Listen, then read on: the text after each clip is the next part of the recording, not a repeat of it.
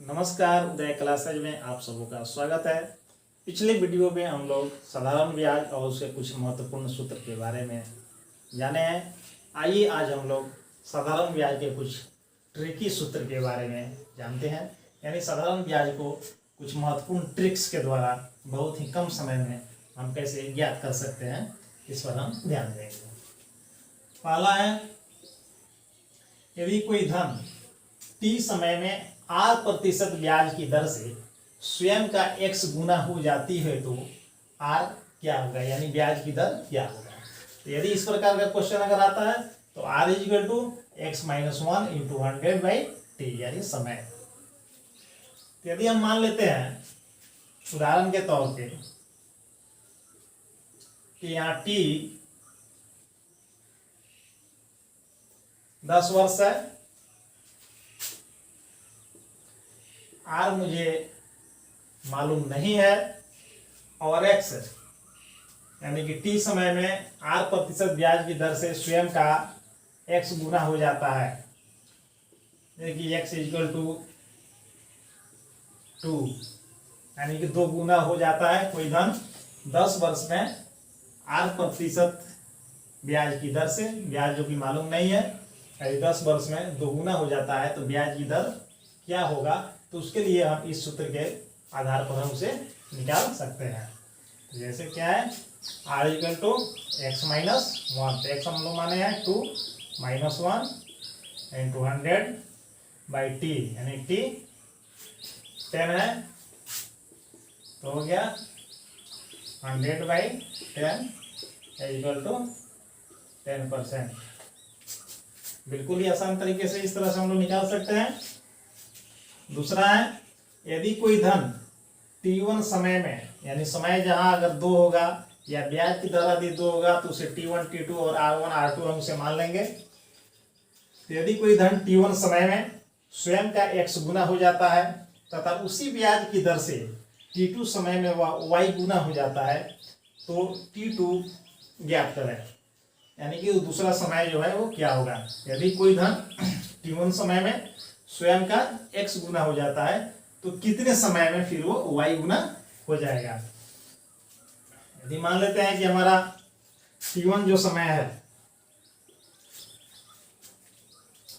t1 समय 5 वर्ष है, t2 मुझे मालूम नहीं है।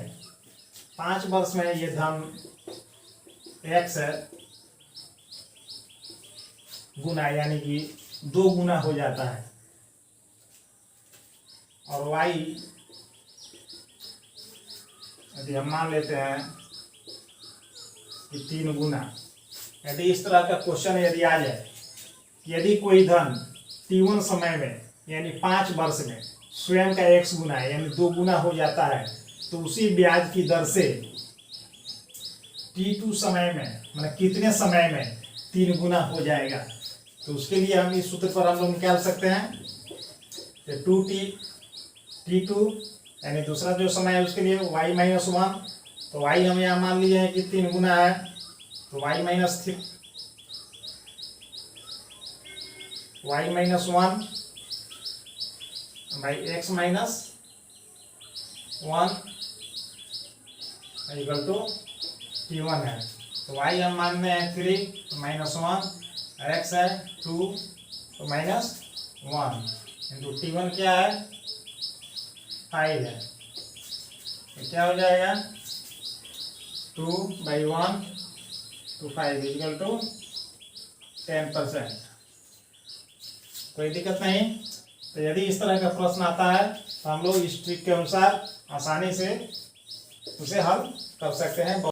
आइए अब जानते हैं कि यदि किसी धन P या किसी निश्चित समय t1 में r% साधारण ब्याज की दर पर मिश्र धन a1 तथा t2 समय में मिश्र धन a2 हो जाती है तो r यानी ब्याज की दर कैसे ज्ञात करेंगे और मूलधन कैसे ज्ञात करेंगे। इस प्रश्न में हमको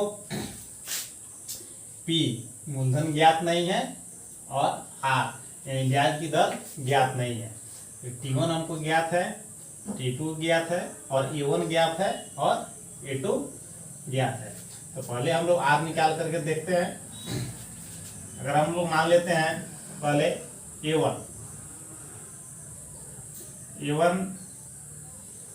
is equal to 850, A two equal to 925, T1 is equal to 3 years 3 वर्ष, T2 is equal to 4 years यानी 4 वर्ष। R हमें ज्ञात करना है और P भी हमें ज्ञात करना है। तो इस सूत्र के अनुसार आइए हम देखते हैं कैसे ज्ञात करेंगे। तो R इक्वल टू क्या है, A2 माइनस A1। तो A2 क्या है 925 925 माइनस 850 बटा A1 इंटू T2। तो A1 क्या है 850 अगिना T2 यानी 4 और माइनस A2 यानी 925 गुना T1 यानी 3 और गुना 100। घटाएंगे इसको, कितना प्राप्त होगा 75 75 बटा 625 गुना 100। काट देंगे 25 से, 25 में 25 625 और 25 चौका 100 और 25 तिया 75 बराबर 12% आंसर आ गया। बिल्कुल ही आसान तरीके से इस तरह का प्रश्न आएगा जिसे हम लोग हल कर सकते हैं। प्रश्न में थोड़ी सी भाषा की हेरफेर हो तो उसके लिए घबराना नहीं है। क्वेश्चन को रिलेट करने का प्रयास आप लोग करेंगे, एक ही सूत्र पे कई सारे प्रश्न हल हो जाएंगे। अधिकांशतः प्रतियोगी परीक्षाओं में एक ही प्रश्न को घुमा फिरा करके सिर्फ भाषा का परिवर्तन कर दिया जाता है, जिसमें हमारे विद्यार्थी उसमें कहीं ना कहीं से जो अटक जाते हैं। इसलिए क्वेश्चन को रिलेट करना बहुत ही जरूरी है। आगे हम लोग जानेंगे कि अब इसमें हम लोग मूलधन कैसे ज्ञात करेंगे। तो आर तो हम लोग ज्ञात कर लिए, ब्याज ज्ञात कर लिए, मूलधन कैसे ज्ञात करेंगे। अब तो जब आर मालूम हो गया तो मूलधन हम लोग पहले का जो सामान्य सूत्र है उसके आधार पर हम लोग ज्ञात कर सकते हैं, लेकिन इस सूत्र से हम मूलधन कैसे ज्ञात करेंगे। तो P इक्वल टू क्या है A1 इंटू T2।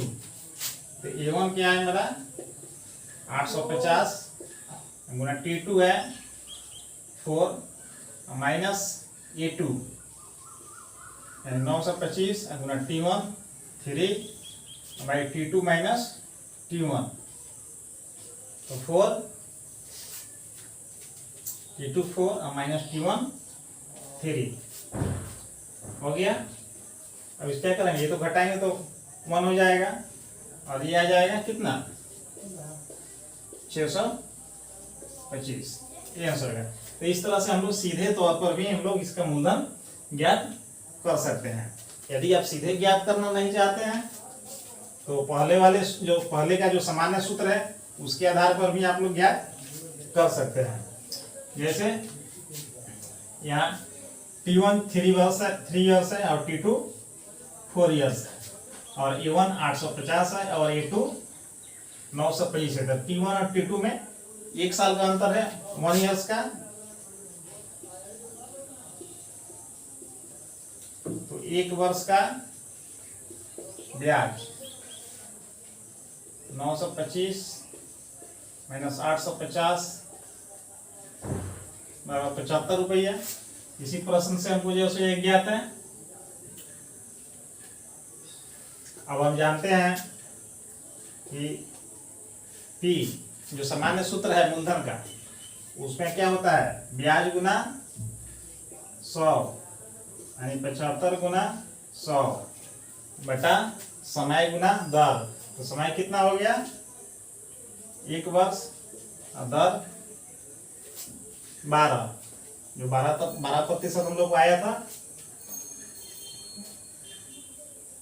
अब इसको घटा देंगे 3 से 25, 3 चौका 12, 4 से 25, 625। ऐसे भी हम निकालेंगे तो 625 आंसर हमारा आ गया। तो यदि जहां ब्याज और मूलधन दोनों ज्ञात करना हो तो पहले इस विधि से हम ब्याज ज्ञात कर लेंगे, ब्याज की दर ज्ञात कर लेंगे और उसके बाद हम लोग मूलधन ज्ञात कर लेंगे। और यदि सीधे सीधे यदि मूलधन ज्ञात करना हो तो हम इस सूत्र का प्रयोग करेंगे। इस तरह से हम आगे भी और सारा ट्रिक्स आप लोगों को बताते रहेंगे। आप हमारे साथ जुड़े रहिए, हमारे चैनल को लाइक और सब्सक्राइब अवश्य कीजिएगा। क्वेश्चन किसी भी तरह से आए, क्वेश्चन को कोरिलेट करना है, घबराना नहीं है, बिल्कुल ही शांत चित्त होकर के प्रश्न को हल करना है।